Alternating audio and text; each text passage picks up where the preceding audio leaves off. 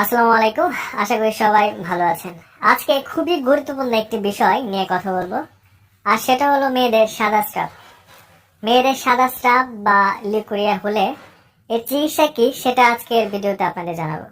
তো চলুন শুরু করা যাক। কিশোরী থেকে বয়স্ক অনেক নারী সাদা স্রাবের সমস্যায় ভুগে থাকেন। সাদা স্রাব বা লিকুরিয়া মেয়েদের একটি সাধারণ সমস্যা। সাদা স্রাব অল্প হলে চিন্তার কিছু নেই, কিন্তু বেশি হলে উদ্বেগের বিষয়।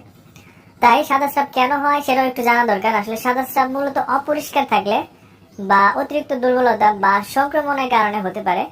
স্রাবের রং যদি ধূসর সাদা হয় অথবা মরিচা, সবুজ, হলুদ অথবা বাদামি হয়, তবে এটি গুরুতর উদ্বেগের কারণ হতে পারে। সাদা স্রাবের কারণে গোপনাঙ্গ চুলকানি সহ বা সংক্রমণের কারণও হতে পারে।